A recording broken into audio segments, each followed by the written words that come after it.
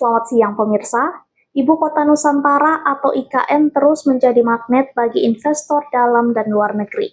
Sejak Januari hingga Mei 2025, IKN ramai mendapat kunjungan sejumlah pelaku bisnis usaha baik berskala nasional maupun internasional. Para pelaku dunia usaha dan bisnis ini menyatakan keinginan untuk ikut menanam investasi dan membangun usaha baru di Ibu Kota Nusantara atau IKN di Kalimantan Timur. Dengan investor swasta, investor dalam negeri pun sangat-sangat kredibel, sangat bonafit untuk membangun kota IKN ini. Pekan ini 6 perusahaan swasta dalam negeri melakukan penandatanganan perjanjian kerjasama baru untuk berinvestasi di Ibu Kota Nusantara atau IKN dengan total investasi menembus angka 3,65 triliun rupiah. Penandatanganan ini berlangsung Rabu 21 Mei 2025 lalu di kantor otorita IKN yang baru beroperasi 3 bulan terakhir ini di Nusantara. Dalam kesepakatan investasi tersebut, terdapat 6 perusahaan yang menandatangani kerjasama, berasal dari sektor kuliner, perhotelan, pendidikan, retail, konstruksi, hingga properti komersial dan residensial. Di bidang kuliner, PT Solusi Harapan Nusantara yang dikenal melalui brand bakul bambu dan Kata Coffee dan Kitchen menargetkan akan membangun pusat kuliner di atas lahan seluas kurang lebih 1.800 meter persegi. Sementara itu PT Makmur Berkah Hotel atau MBH, anak usaha dari perusahaan publik PT Makmur Berkah Amanda Tbk, yang telah mengelola hotel internasional seperti Element by Westin dan Four Points by Sheraton, akan menghadirkan hotel bintang 5 di bawah jaringan Marriott Internasional di atas lahan seluas kurang lebih 2,4 hektar.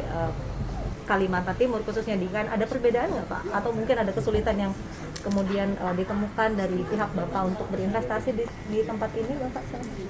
Kalau topografi ya kita udah biasa karena kita juga orang proyek.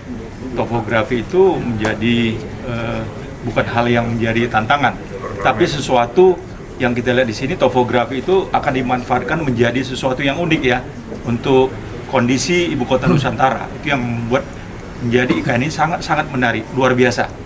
Semua orang harus ke sini. Baik, goalsnya Bapak sendiri untuk berinvestasi di sini apa Pak kemudian? Ya kita percaya dengan dukungan pemerintah, dukungan otorita, kita berinvestasi pasti berhasil dan sukses. Sementara itu dari sektor pendidikan, hadir PT Australia Independent School atau AIS Nusantara yang berpengalaman lebih dari 28 tahun dalam pengelolaan sekolah bertaraf internasional di Jakarta dan Bali. AIS akan membangun sekolah berkapasitas 750 siswa dengan kurikulum internasional baccalaureate di atas lahan seluas kurang lebih 7.900 meter persegi dengan luas bangunan yang direncanakan mencapai 10.000 meter persegi.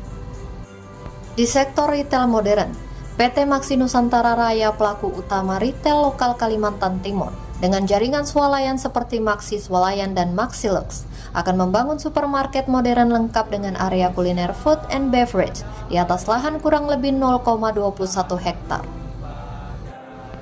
Sementara itu, 2 perusahaan nasional di bidang konstruksi turut berpartisipasi dalam pembangunan ruang komersial dan residensial. PT Kreasi Beton Nusa Persada, perusahaan asal Medan dengan portofolio proyek ikonik seperti JW Marriott Hotel Medan dan Jalan Tol Medan Kuala Namu, akan mengembangkan apartemen, perkantoran swasta, dan supermarket di lahan seluas kurang lebih 9.342 meter persegi. Adapun PT Daya Mulia Turangga yang telah berkecimpung dalam pembangunan jalan, jembatan, dan gedung komersial di seluruh Indonesia selama lebih dari 35 tahun, akan membangun kawasan perkantoran dan area komersial di atas lahan kurang lebih 2,88 hektar.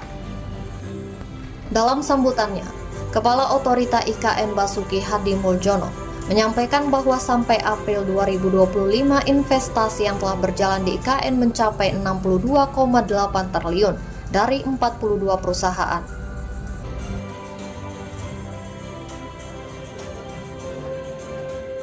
Dengan investor swasta, investor dalam negeri pun sangat kredibel, sangat bonafit untuk membangun kota IKN ini. Selain infrastruktur kan pasti yang dilihat investor juga kemudahan yang kemudian ditawarkan. Apa sih yang dilakukan oleh otorita IKN, terutama sebagai Pabas begitu ya, Oke. sebagai Jadi kemudian kepalanya. berinvestasi. Biasanya orang melihat apa namanya insentif, tapi itu kedua. Yang penting kemudahannya. Jadi begitu LOE datang, tidak ada seminggu harus dijawab, yes or no. Kalau yes sudah langsung di proses lainnya, kalau no apa yang kurang. Tapi 1 minggu harus dijawab. Ini deputinya. Dan minta SOP-nya 1 minggu harus dijawab. Kalau kurang apanya? Biasanya cuma karena laporan keuangan perusahaan, biasanya kurang. Nah, tapi kalau udah kredibel langsung kita proses. Ya. Jadi kemudian tanah, itu mereka tidak beribut dengan tanah. Sertifikat kami yang ngurus. Jadi pengusaha nggak ada urusan dengan sertifikat. Kami yang urusan dengan Kementerian ATR. Itu sudah saya dengan Pak Nusrat. Ya. Dan itu pun khusus untuk IKN tidak sampai ke pusat, tapi sampai ke Kanwil di Kaltim. Saya sudah minta diskresi dari Pak Menteri ATR dan sudah diberikan secara tertulis setuju. Tidak perlu sampai ke pusat, tapi cukup sampai di Kanwil. Baik, satu terakhir untuk Pak Kepala ada target nilai investasi nggak sih Pak untuk di tahun ini atau seperti apa? Sebetulnya kalau dari target investasi kita kan untuk ke depan ini sekitar 204 triliun yang kita butuhkan.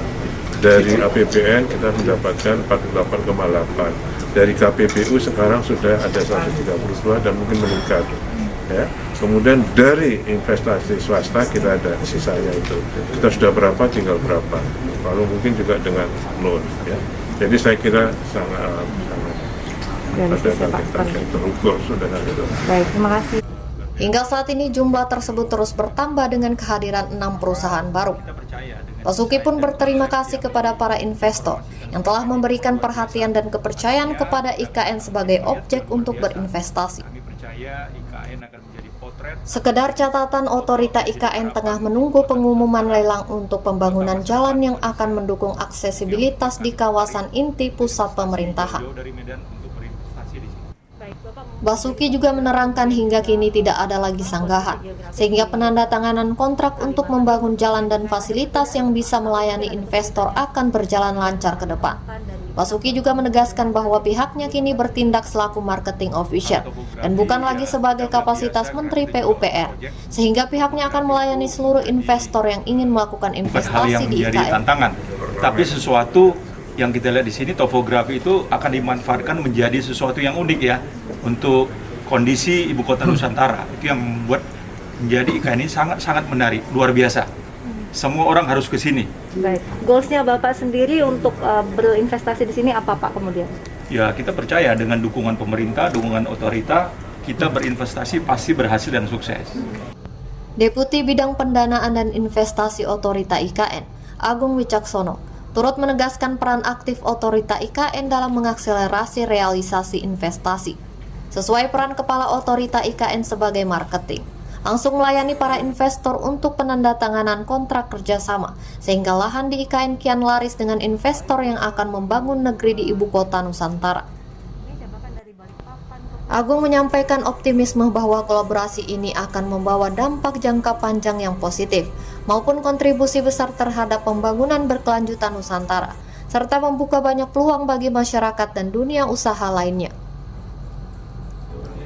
Dari kawasan otorita IKN M. Sakir, Kaltara TV. Tanah tumpah